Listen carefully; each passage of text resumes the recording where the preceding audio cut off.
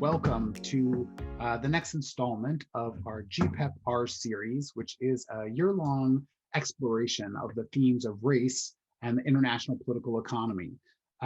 That before I introduce our speakers, I just want to first acknowledge that Georgetown's success today is in part the product of enslaved labor and the sale of enslaved people.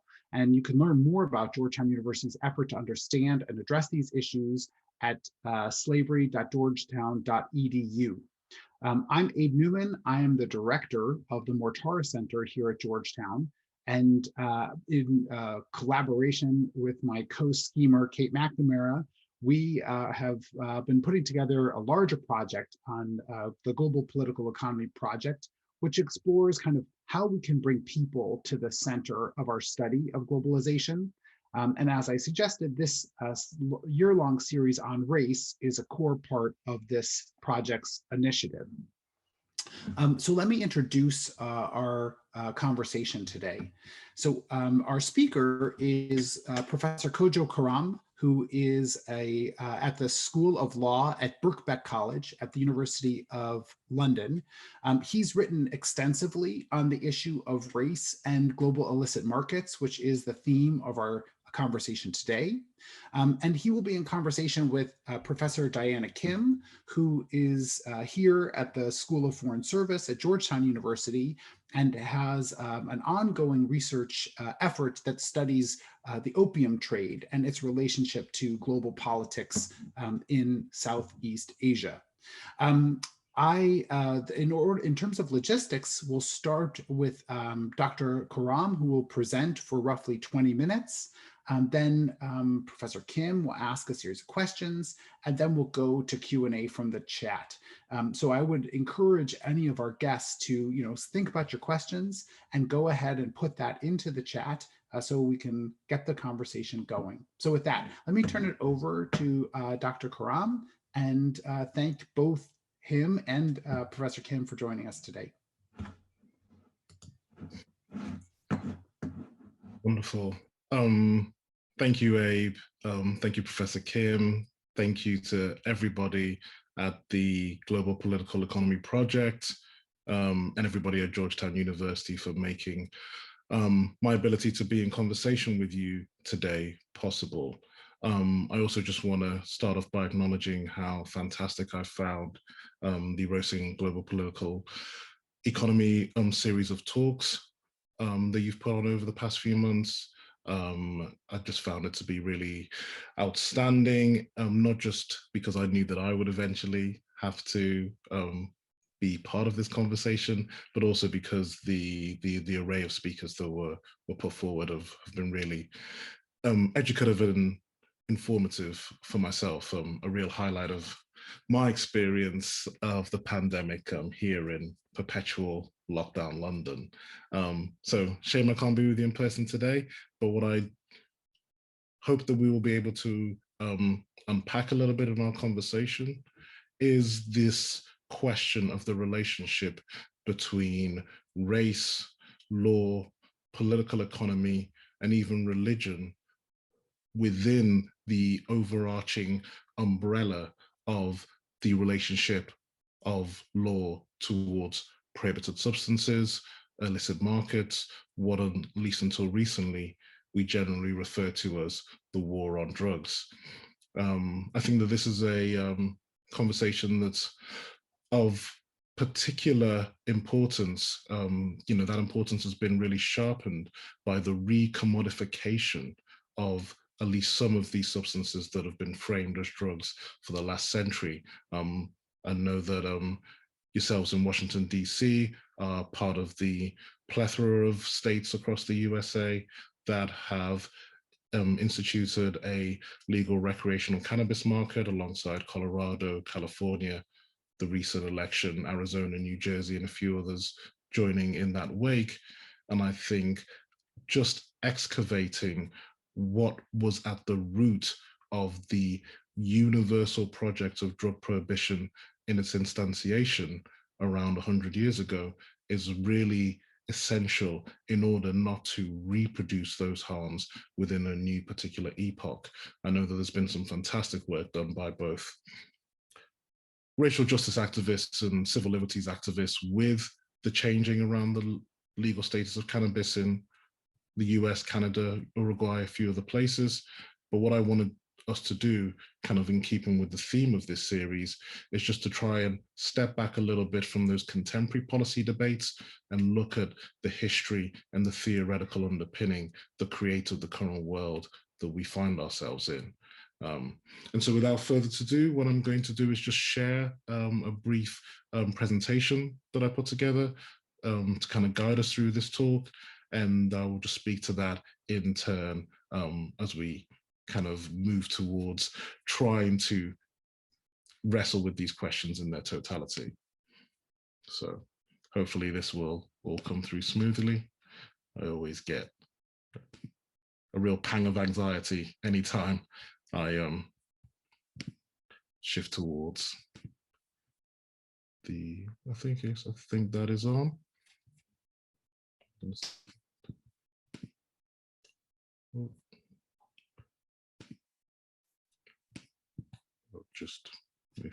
I'm just going to stop sharing 1 second and move towards the screen.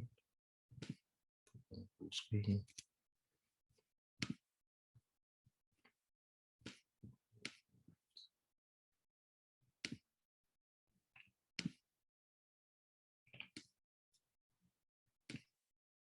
Okay, apologies there. I think we should be on there. And Abe, if you just let me know, is that coming through okay with the PowerPoint slide?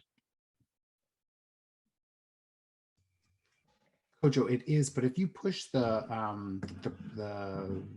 this thing at the bottom, yeah, where it makes it full view. Yeah, that's what the slideshow. It's at the very, yeah, that one. Excellent. I think I've got that now. Brilliant. That should be looking through. Thank you for the technological coaching there as well. Always happy to help. Necessary. So I think it's important, you know, with the particular subject matter that I'm talking about, drugs, just to wrestle with this question of definition that actually you struggle to find through a simple investment in the law. We look at the Sin Convention on Narcotic Drugs, which is the real bedrock of the international system of prohibition of drugs today, and we can see within that very title of the treaty this idea of this is a collection of narcotic drugs. The separation between the scientific understanding of what a narcotic is and the ability to induce a state of narcolepsy within a person who's ingested it, and the cultural understanding of narcotics tied to the prohibition of these particular substances, tied to their illicit nature. So we need to try and think a little bit more about what is this framing, this concept that we call drugs, that ties together all these disparate and sometimes contradicting substances. I think the historical question starts to point us in the right direction.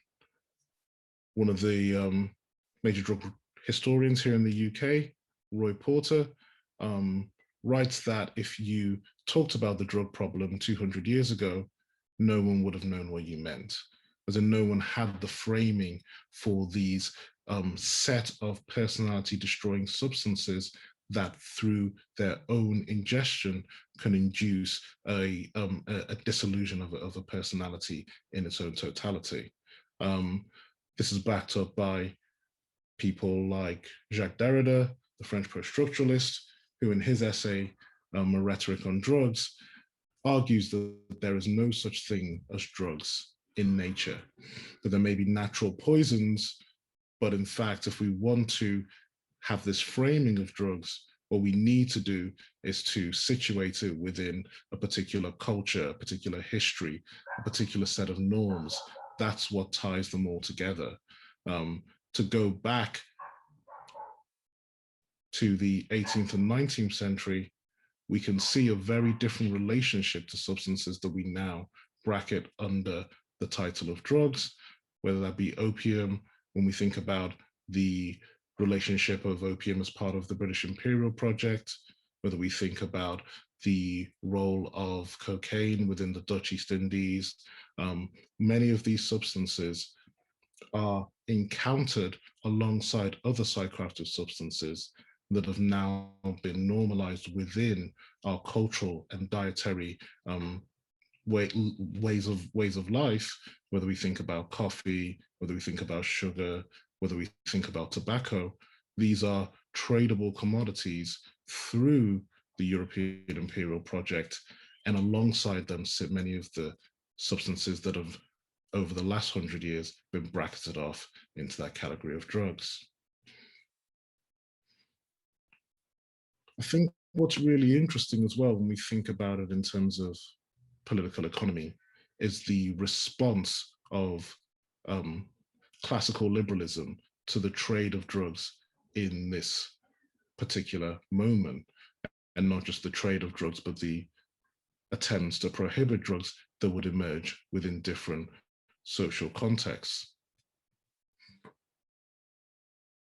The most famous and most explosive attempt at the prohibition of drugs would be the prohibition on the trade of opium from the British East Indies that was implemented by the Qing dynasty of China in the mid-19th century.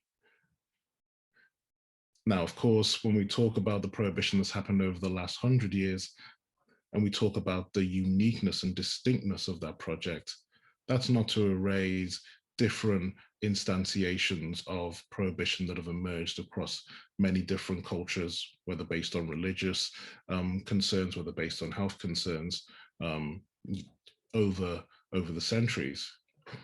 But I think what's interesting is in the 19th century, when we see this prohibition that is, of course, the spark for the Opium Wars, it is described by classical liberalism as objectionable.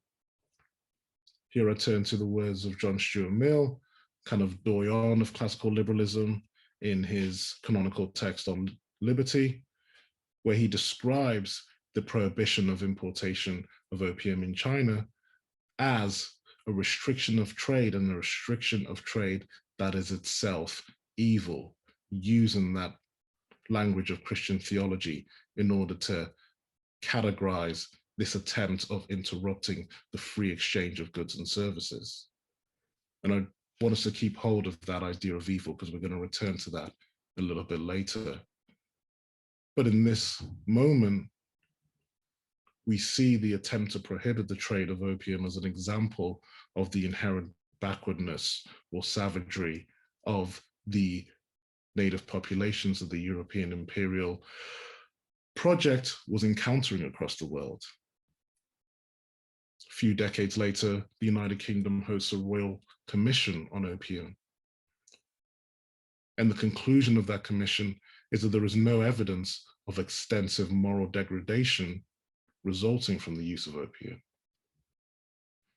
And so as we are about to enter into the transition into the 20th century, this is broadly where bipartisan liberal capitalist thought is with the trade of these substances.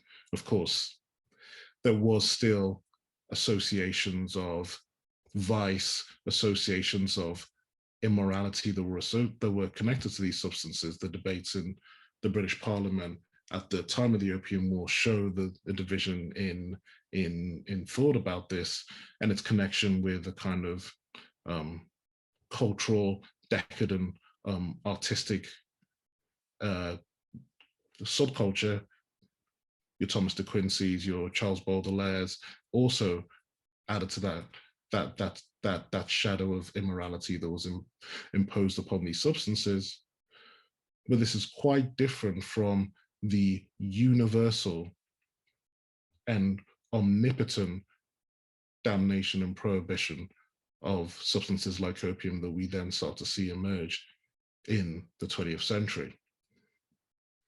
And I think it's important to recognize the religious underpinnings of this transition, this shift from the more hierarchical, scientific, positivist in legal terms, organization of the globe, with all of its subsequent structurings of human life according to those standards of scientific racism, transitioning into the more humanitarian in terms of its jurisprudence, liberal free trade in terms of its economic orientation. This particular manifestation of American global hegemony that we start to see emerge over the 20th century. And the project of international drug prohibition really plays a central role in this emergence of America as a global player. It really is, in many ways, America's first gift to the world, its first entrance onto the international stage.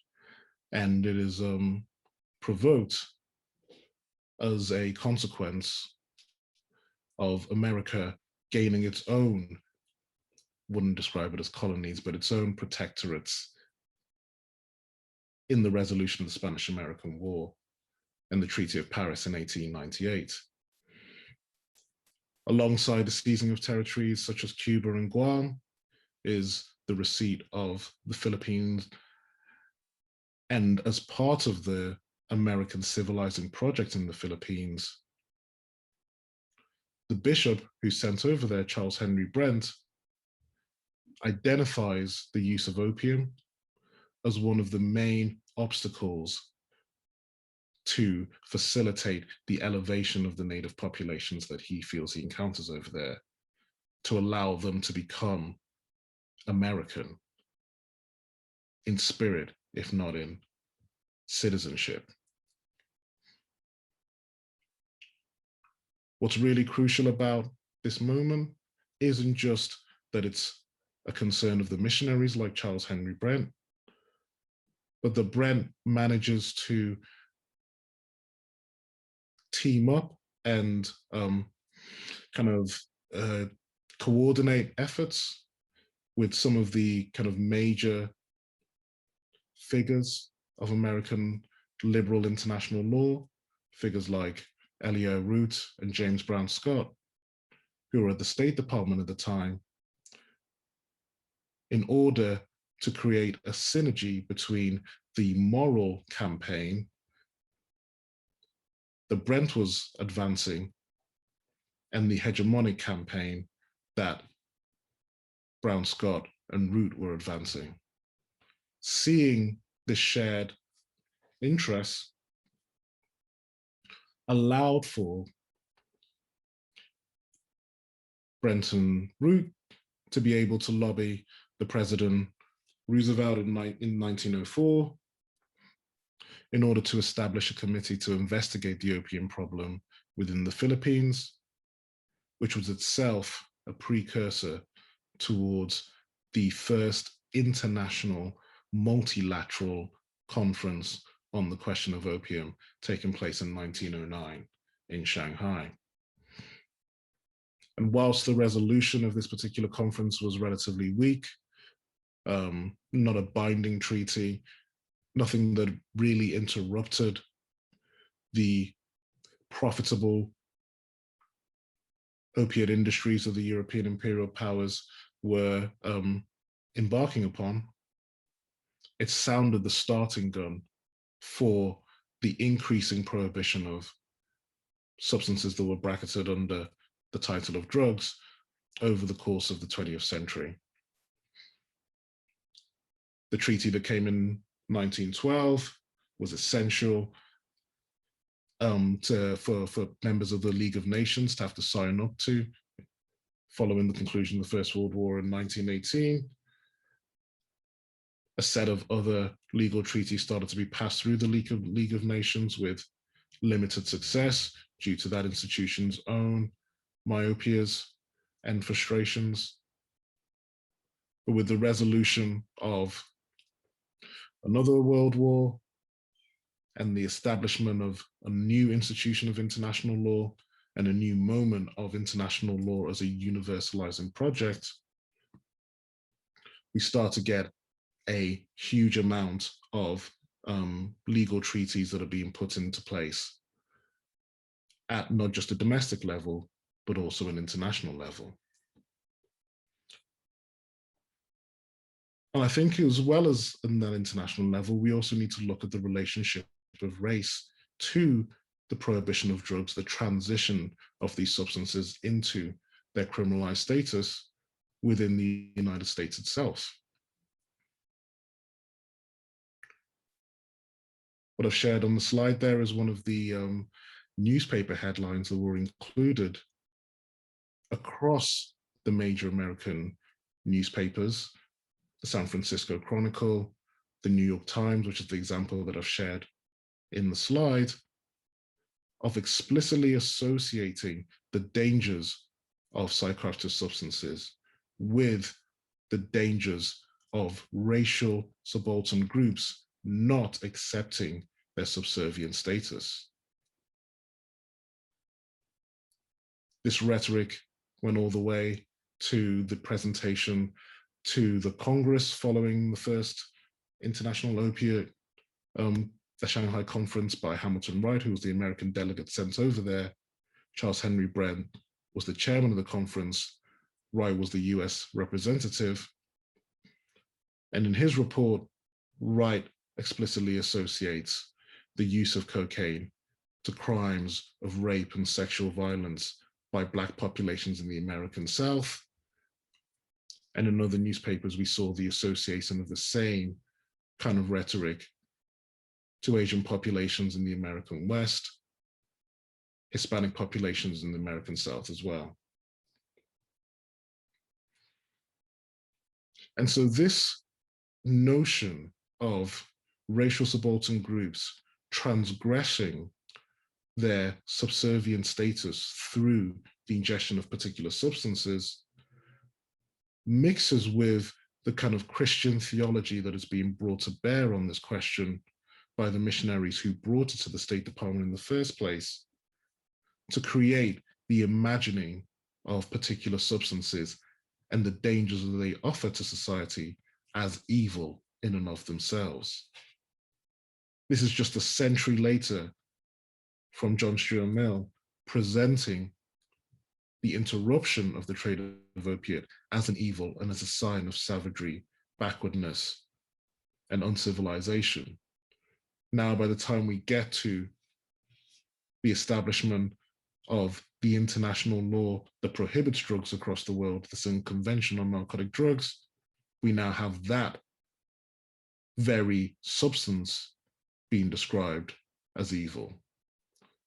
And this is an almost unique example of the use of such theological language within the supposedly rational and scientific discourse of international law.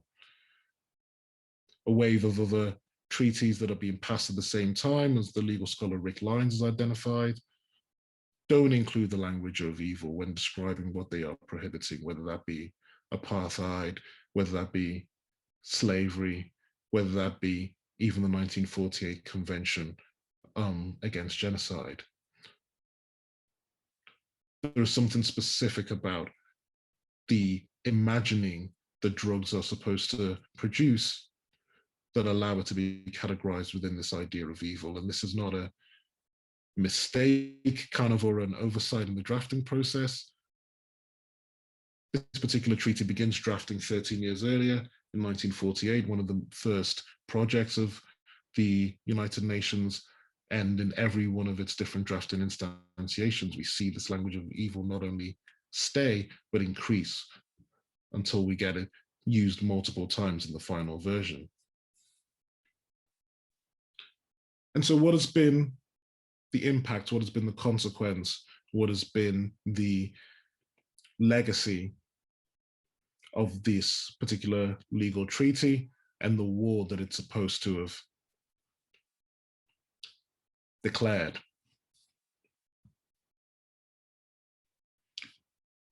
It became the preeminent way for particularly American leaders, but also leaders in the United Kingdom, in Brazil, in Colombia, in many other jurisdictions, to describe their response, the state response to illicit markets, this idea of the war on drugs. famously first used by Ronald Reagan in 1971, but then used by almost every American president subsequent to that, dipped in and out over the last couple of years, but re-emerged within the kind of rhetoric of President Donald Trump. And I really want to stress that we often use this idea of the war on drugs in a metaphorical sense. Think about it as a rhetorical tool. But in terms of the aerial fumigation policies, in terms of the system of mass incarceration that was established, in terms of the militarization of the police that are facilitated, the idea of it being a war was far from metaphorical. It was very real, it was very material. And the war on drugs really served as the engine that spurred forward the systems of mass incarceration that we have, not only in the United States, but in many other places across the world. And we can see that with just a few of the statistics that I'm sure many of yourselves and your listeners might be familiar with. The Drug Policy Alliance identifies 47% of all federal prisoners currently being incarcerated as a result of drug law violations. In the United Kingdom, it's the largest percentage of any offense that results in people ending up in prison, 27% of all those on remand. And in Brazil, and this is consistent when we look at the impact of drug criminalization on the incarceration rates of women across the world. It has become the main driver, the main conveyor belt that is filling up our women's prisons across the world. In Brazil, up to 90% of those arrested who are women in 2015 as a result of drug trafficking.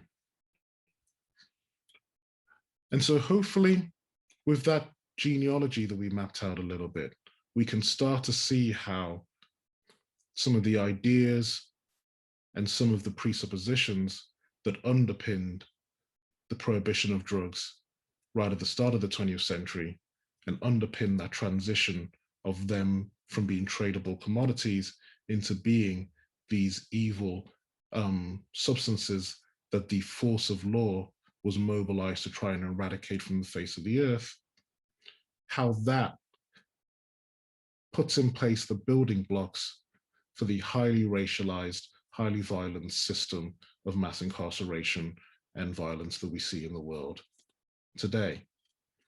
And what I would like to discuss with yourself, Professor Kim, and with some of the other colleagues who are joining us, is how we can wrestle with that legacy, how we can wrestle with that initial set of presuppositions when we're trying to think through a world beyond the war on drugs, beyond the criminalization that we are now entering and the many questions that it provokes.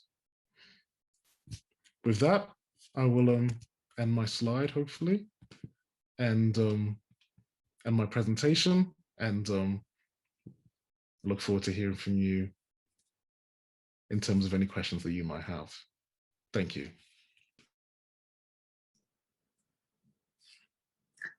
Thank you, Professor Koram, for that wonderfully rich and generative presentation. I'm going to just insert two questions of my own while also inviting our audience to please submit their questions either through the chat box or through the Q&A functions. And I will do my best to bring them into the conversation as well. So there are so many things I love about this genealogy, the sort of twinned histories of anti-drug and as well as anti-racist legislation that you've given us. One thing that I find especially powerful is how it decenters, at least from the bias of a US-based scholar, thinking about the war on drugs as through the lens of American exceptionalism. Rather, you invite us to think of it through a longer history of international institutions, the law as one instantiation, the history of empire, as well as a longer history of trade. And I think that's profoundly important. And thus we think not so much of the America or US experience as a domestic issue, and thus what's going on today, incarceration in terms of the ills of the United States, but rather this long legacy of US imperialism and its clash against European imperialism. So one thing I would love to hear a bit more about is how the concept of race itself, when thought of in terms of those imperial and sort of transnational configurations, how does it complicate the way in which we understand race? So if in the United States context, the ways in which incarceration is thought in terms of often the color line, does the transnational perspective help us complicate that? Does it replicate it in different ways? How, if you could dwell a bit more about how do we think about race transnationally? I would love to hear a bit more on that. And then a second sort of question is, I think this moment of 1961 and the inheritances that it has in terms of the discourse of evil and its legacies is incredibly important. And in addition to that, I think about the antecedent international organizations, such as the League of Nations and the other types of treaties upon which 1961 was building upon. As a kind of invitation for you to just give us more context on what was happening before in the global political economy, the global order. And especially I'm curious about, perhaps because we're living in this moment of great transformation in which it's felt because of the pandemic and other disruptions. Did the wars matter? Did the Great Depression matter? Did these moments that affect the everyday lives of people, whether through race and through class, did those have a formative effect on the ways in which discourses of evil, race, or sort of universal prohibition towards drugs were formulated? Thank you, Professor Kim. No, both of those questions really identify an element that I want to sit and think through further myself. What I think I'll do is I'll start with just a brief kind of vignette in response to the kind of race moving transnationally question, and then hopefully come to something a little bit more substantive through that path, because it's a shame that I'm not able to be in the US with yourselves, because it was in a brief time that I was in the US that I first confronted these questions, following my completion of law school. And as a young lawyer, I wanted to do something a little bit interesting, and I ended up working for the Capital Post-Conviction Center of Louisiana. And that meant that a lot of the work that I was undertaking was visiting clients that we had in Louisiana State Penitentiary, which is better known to a lot of people as Angola, the largest maximum state penitentiary in the United States of America, based on a former slave plantation, hence the kind of origin of that name Angola, with slaves coming from Angola and sub-Saharan Africa. And whilst, all of my work has been to really emphasize the fact that when we're talking about, race, we are talking about a global phenomena. Global phenomena coheres and congeals itself differently, depending on different contexts. And I'd never really confronted a titanic thing like Angola before in my life, such a giant institution that, I was there in 2012 and it really could have been 1812. You transition onto the grounds with the, 12 Black inmates working on the ground and one white guard sitting on horseback. And, that confrontation, that immediate rupture forced me to think about, well, how does an institution like this even sustain itself? Louisiana has, I think, a little bit more than 5 million people in it.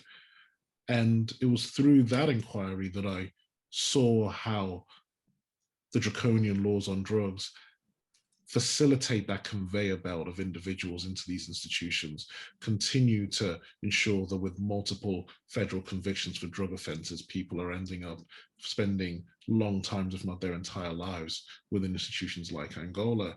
But rather than simply sit with that as a kind of an example of the afterlife of plantation slavery, racial segregation, the kind of new Jim Crow story that is very rich, but a very American story.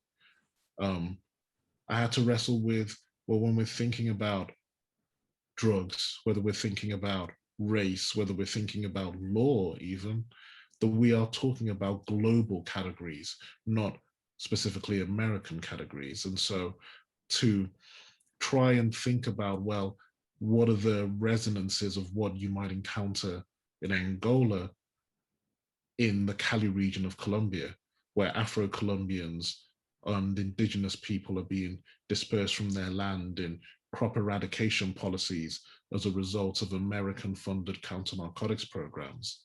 You know, what is the resonances of what you might encounter in Angola when you're in the United Kingdom and you're seeing the way in which an architecture of police intimidation, whether it's through the statistics on stop and search, whether it's through the statistics of actually who is in prison, which as a proportion, I think this is something that often comes quite as a surprise to American colleagues that I'm in conversation with, that as a proportion of the Black population in the United Kingdom, there is a higher proportion of them incarcerated in prisons in the UK than there is in the United States. And in terms, if you compare them across those statistical terms, so seeing how the role of drug criminalization and the way in which its intimate relationship with racialization facilitates that particular instantiation of that same dynamic is what allowed me to try and think about this problem across borders and across different spaces. That when we're thinking about race, we are talking about a project of world making, a project of, you know, attempting to create another Eden in very explicit theological terms. You know, we fortunate enough at the start of this series to have Professor Robbie Shilliam join us, who talked about, you know, its encounter of the original imaginings of a world following the Reconquista, following the remaking of Europe along the lines of a certain type of racial purity, a certain type of, you know, idea of what is the religion that flows through your veins. You know, this is the same project of world making that is at the core of the eradication of illicit use of drugs that we see in the 20th century. In 1998, the United Nations even held its conference under the slogan, "A drug-free world, we can do it." You know, such a declaration of hubris of its own omnipotent power, I think would be harder to kind of come across. And so it's a world-making project, but I also want to pay attention to the way in which that world-making project takes different forms in different kind of histories and contexts. I think that's absolutely brilliant and so right. I think the different context in which we see the materialization or the visibility of these different legacies, as we start to recognize them as so transactional and imbued with the kind of history of empire, is so valuable. I mean, and yeah, don't want to overlook your second question as well, of thinking about, well, you know, the kind of story that I laid out, you know, begins with the emergence of the US as an actor in the international arena, particularly the international legislative arena, with the Shanghai Opium Commission, and comes to its apotheosis with the Sin Convention on Narcotic Drugs and the subsequent UN treaties that follow in 71 and 88. And that's still the architecture of international drug prohibition that we wrestle with at the moment. But there is a crucial intervening period in which the League of Nations is the kind of the kind of, first and failed attempt at institutionalizing international law allows for a shift away from the more structured positivist understanding of international legal relations, the concern of international law being questions of trade and war that we see in the 19th and 18th century. And with the League of Nations, what it really helps accelerate is the idea that the scope of international law is in the remaking of the internal life of the human. It's with questions of, maybe on a positive side, questions of health and questions of, cleanliness and questions around, sanity and things like that. And then on the other side, the counter side of that is questions of vice, questions of amorality, questions of impropriety of behavior. This era is really driven forward by this shift in the consciousness of what is the scope of international law, and the same figures, as well as the same ways of seeing the world, that really drive the humanitarian of the re-humanitarianism of international law that we get. And remember, when we're talking about Brown Scott, when we're talking about L.E.I. Root, when we're talking about Quincy Wright, we're talking about this moment of kind of American liberal humanitarian international law. We're also talking about, particularly with James Brown Scott, the kind of recovery of that 16th century school of Salamanca, Francisco de Vitoria, Francisco Suarez. They really try and recover that more humanitarian, natural law way of seeing the world and reintroduce it into the 20th century, use it to distinguish what they consider American liberal internationalism from the European empires. And so we have that return of the kind of initial Iberian imperial moment that Robbie was talking to us about in this kind of early 20th century period. And as part of that, one of the big movements that they end up pushing forward in collaboration with the religious missionaries is the campaign for the prohibition of drugs. Now, of course, like I mentioned a little bit in the presentation, the structural failings of the League of Nations that starts to reveal itself, almost immediately from America's failed attempt to join, and, the Russians leaving, and then the Germans and Italians, means that it's never the institution that could facilitate the kind of overarching project of drug prohibition that the United Nations is able to do a few decades later. But in terms of the shift of perspective, I think that it really does play a crucial role and has to be engaged with as well. Because we get a plethora of different international legal treaties that come through the League of Nations, which don't stick, but do provide the building block for the Civil Convention that brings them all together in 61. Retaining that kind of global perspective, I want to bring in two questions that have come through. One by Kate McNamara, who asks, can you speak a bit about how we can understand variations across states or whether across time in terms of how illicit substances become racialized? What explains this kind of variation and degree of racialization? Is there a source behind that? Is there a cause? And what can we learn from those differences? And then another question that comes from Abe Newman is thinking across markets. So how do some illicit markets, such as drugs, become racialized, whereas others do not, such as tax havens, which of course also reflects on some of your writings. So if you could speak about those variations, would be wonderful. Thank you. No, I think that both of them, and they kind of work together, in fact, as questions in terms of, how do we explain variations across states and time, and how do we understand why certain projects are racialized and certain ones aren't. So in terms, my discipline is law, and my kind of specific focus is international law.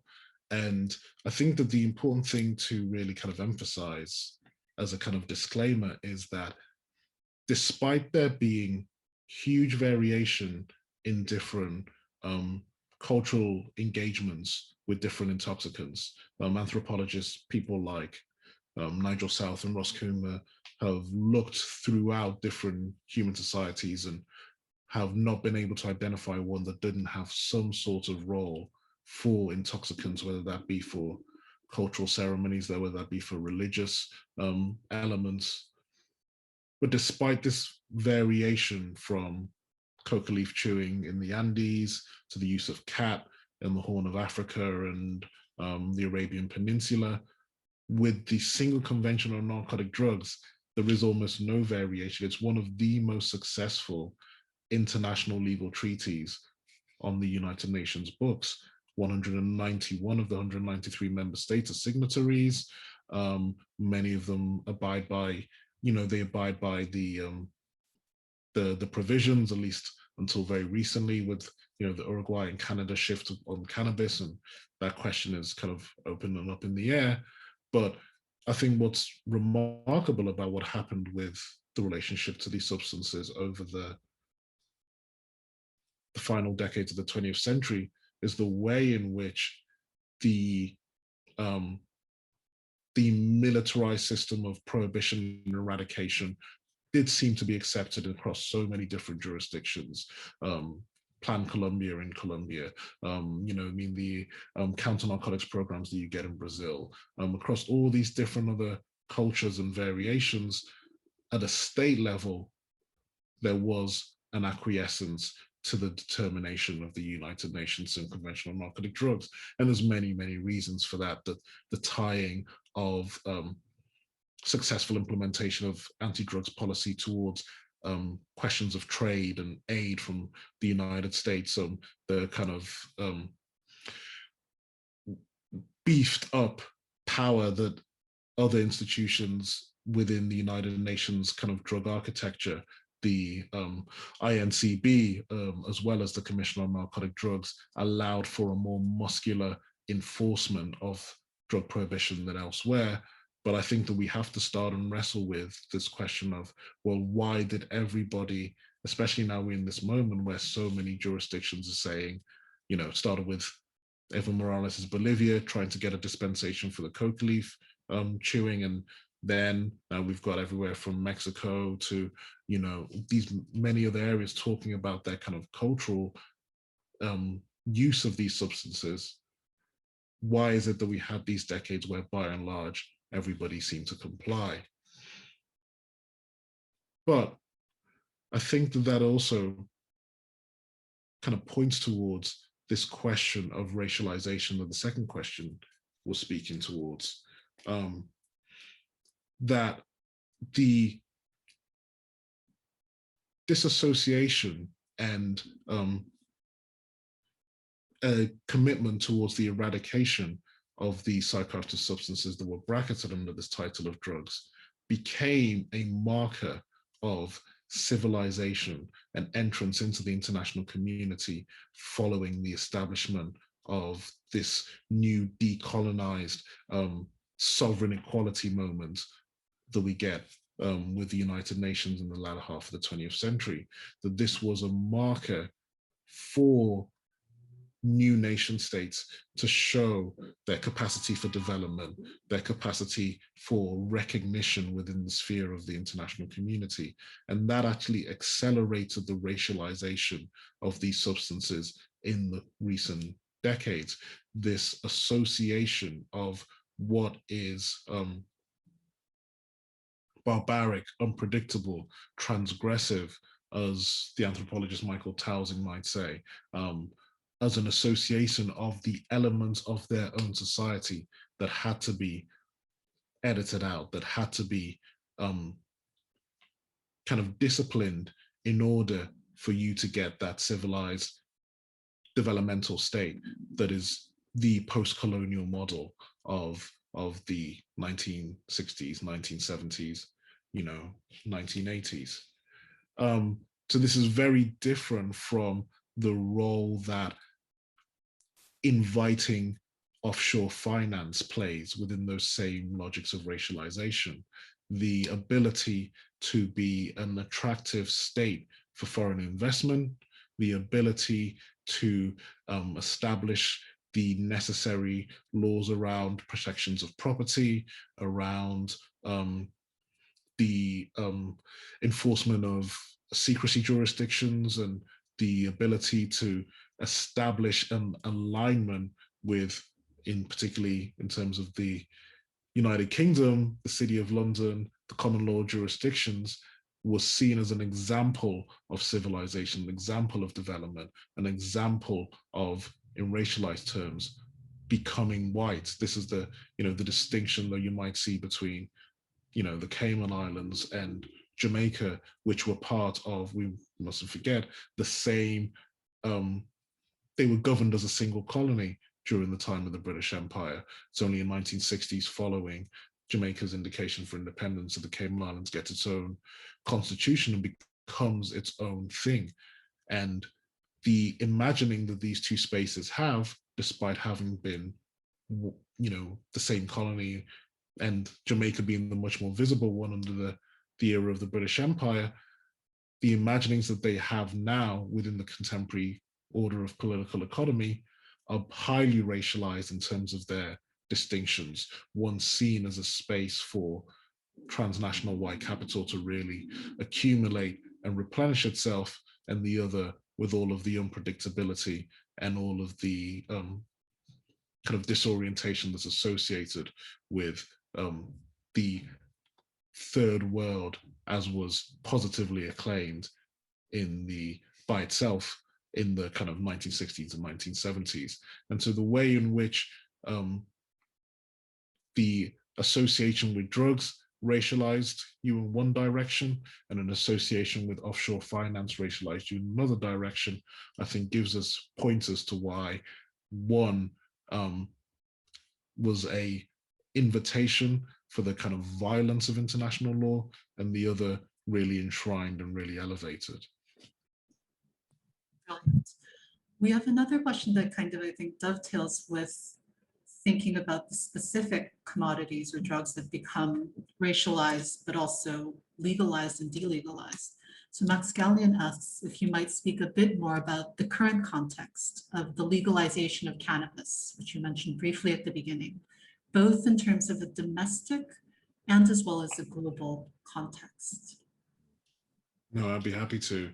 And I'd really, this is the thing that, I have my readings of this, but also I would be fascinated if we could hear from yourselves, being that you guys are at the epicenter of this current transition, because, particularly with the legalization of cannabis as it's emerging through the different American state jurisdictions.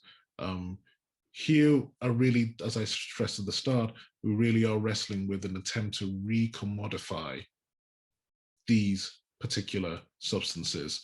And I know, especially with the kind of early states that transitioned towards a legal regulated market, with Colorado, which was, I think, was the very first, very much based upon this question of the economic potential that could be offered by these substances, being legally, being able to open up a cannabis dispensary, being able to get a cultivation license, being able to trade as a legal commodity. This facilitates a certain amount of economic benefit to a region at large. And whilst a lot of work had to be done to achieve that, and I don't want to take anything away from that from, organizers on the ground, that leaves unconfronted with this legacy that I've been painting out in the talk that I've shared with you today. And, this isn't just in terms of the theoretical imaginations of, what is racialized, what isn't racialized, what is the sphere of legal political economy, and what is the still damned, the still evil, the still denigrated. And I use that with all of the kind of racial intonations of that particular etymology. It also, on a very practical level, doesn't deal with the system of mass incarceration that we concluded with the economic devastation that's been impacted upon different communities as a result of drug prohibition, as a result of over-policing. It doesn't deal with the barriers of entry that remain for those who are economically disadvantaged and racially disadvantaged to enter into the new legal commodity sphere.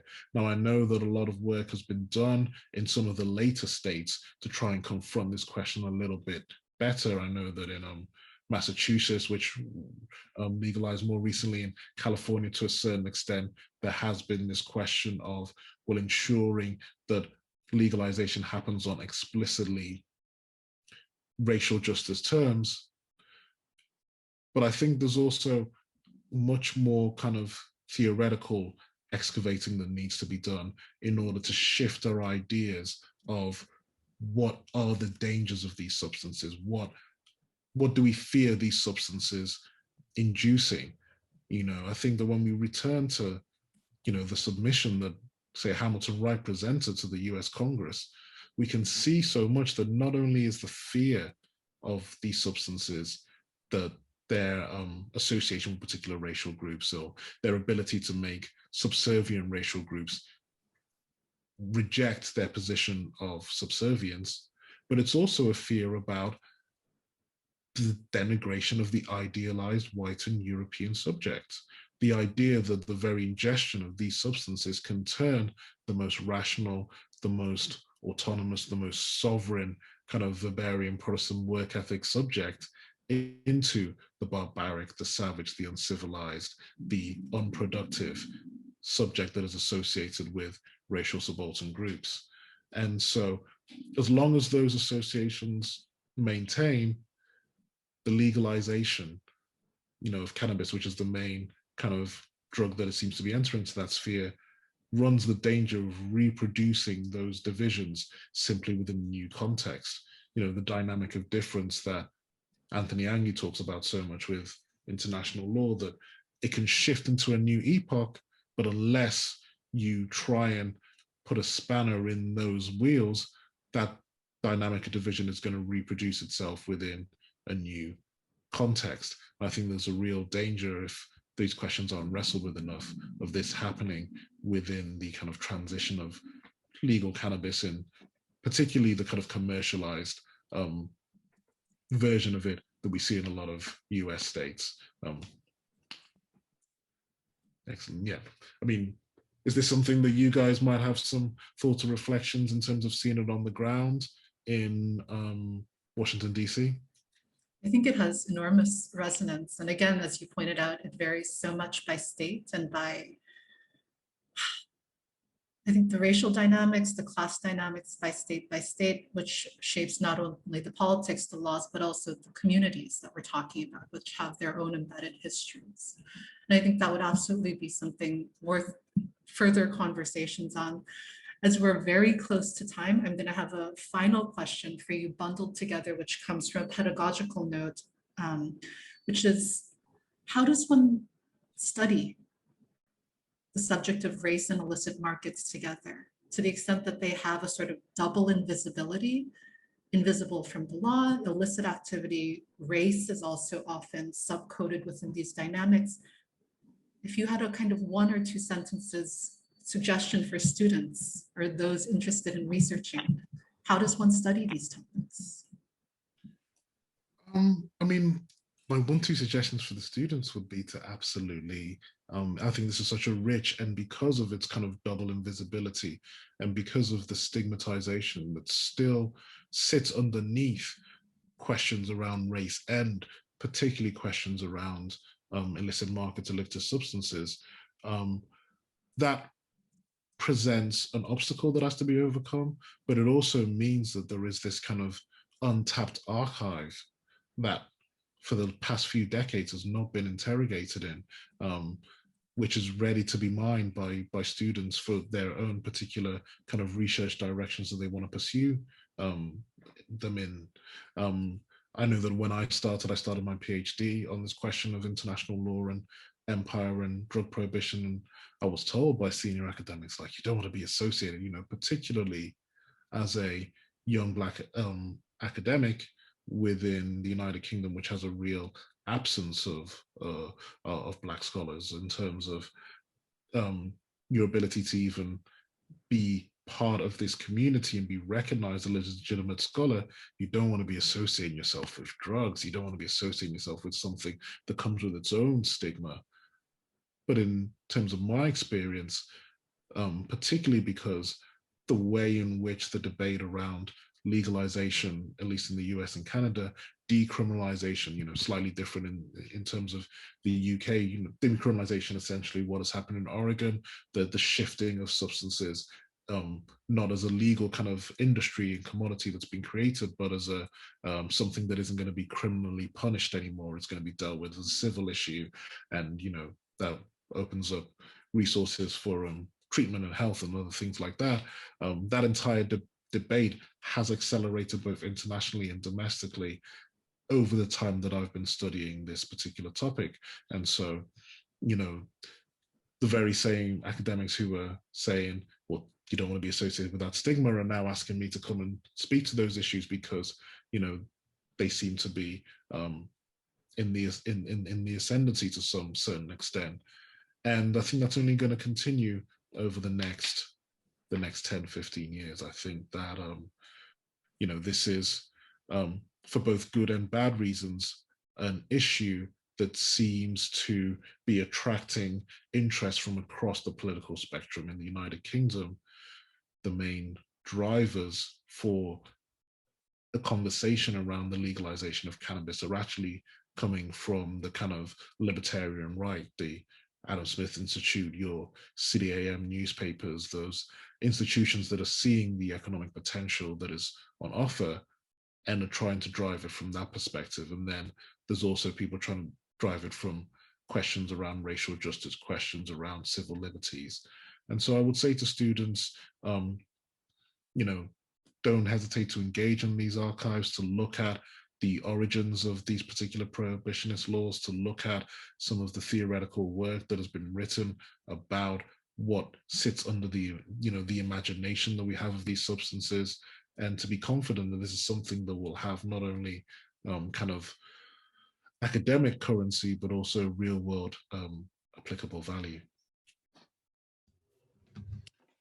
Kojo, Diana, I want to thank you. It's kind of insane, but we've already reached the end of the hour conversation. It always goes by so quickly. But I also, I just want to invite our viewers, if you have a chance, to go look at all of the videos of the conversations that we've had over this year. We've covered a range of topics from issues of race and trade to foreign aid, to foreign direct investment, illicit markets today, the international liberal order. I mean, it's been a really a wonderful conversation that I hope will continue over the coming years. So Kojo, again, thanks for joining us. Thanks, Diana, for moderating. And we will be in touch, about next steps. But I think it's already been just such a valuable conversation for me, and I know for the people in the community that have been watching these videos. Okay, thanks again, and we will see you on the other side of Zoom, hopefully next time in person, which I hope is coming sooner rather than later.